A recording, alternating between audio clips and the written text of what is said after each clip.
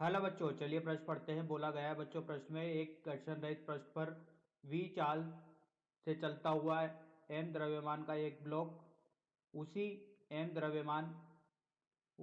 द्रव्यमान के विरामावस्था में स्थित एक अन्य ब्लॉक से प्रत्यास्थ रूप से टक्कर करता है। टक्कर के पश्चात पहला ब्लॉक v/3 चाल से अपनी प्रारंभिक गति की दिशा थीटा कोण पर चलने लगता है।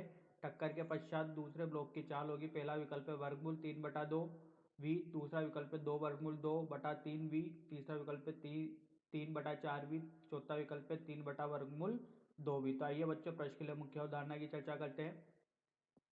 मुख्य अवधारणा, तो बच्चों मुख्य अवधारणा में समझा जाएगा प्रत्यास्थ टक्कर क्या होती है। तो देखिए बच्चों, यहाँ से प्रत्यास्थ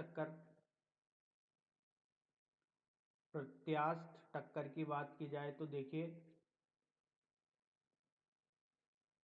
ये अपने पास एक m द्रव्यमान का कण है बच्चों, ये दूसरा एक m द्रव्यमान का कण है।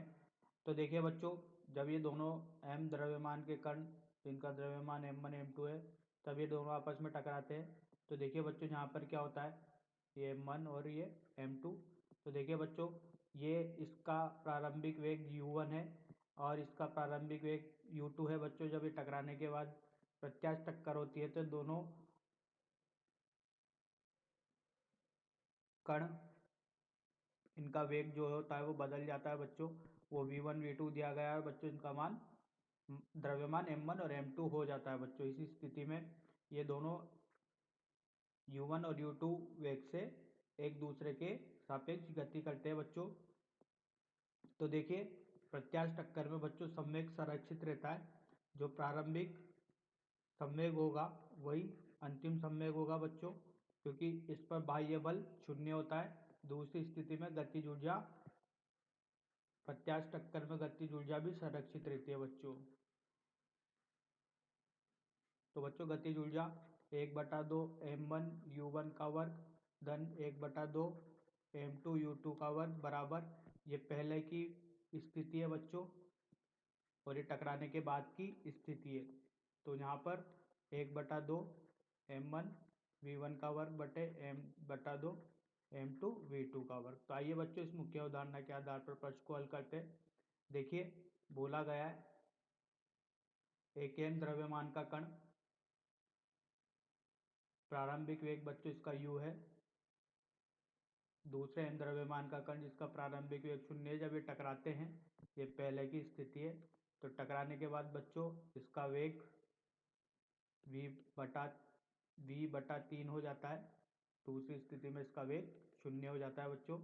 तो देखिए, ये इसका वेग है बच्चों, इनका द्रव्यमान m है। देखिए बच्चों, अगर इस स्थिति को बनाते हैं तो बोला गया है कि थीटा प्रारंभिक गति की दिशा से थीटा कोण पर चलने लगता है।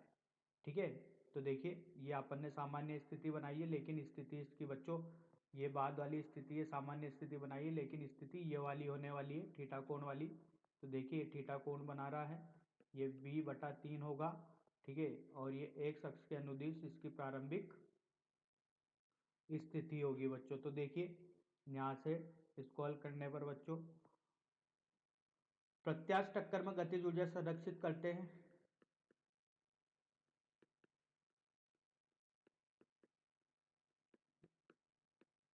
बच्चों ये सिर्फ समझने के लिए बनाया है अपन ने।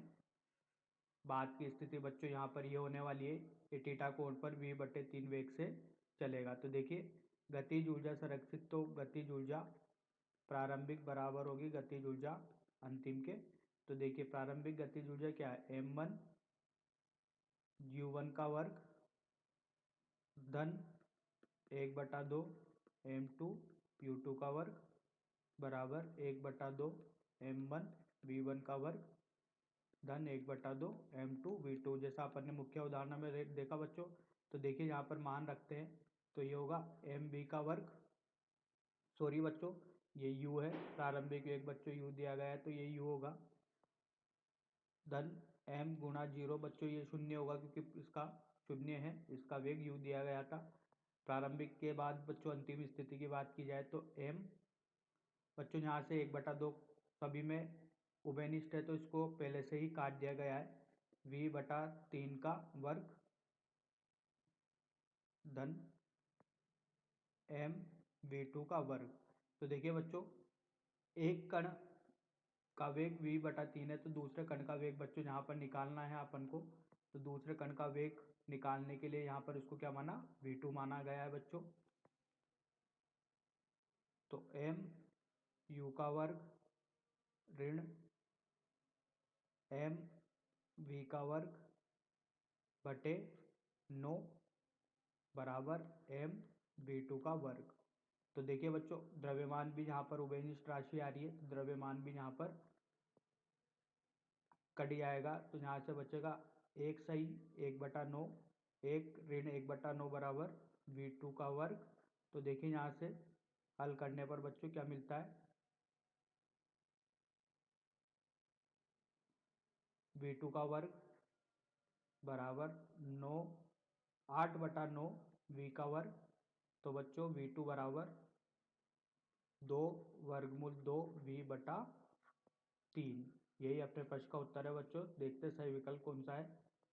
2√2/3v दूसरा विकल्प सही है। आशा करता हूँ आपको हल समझ में आया होगा। धन्यवाद।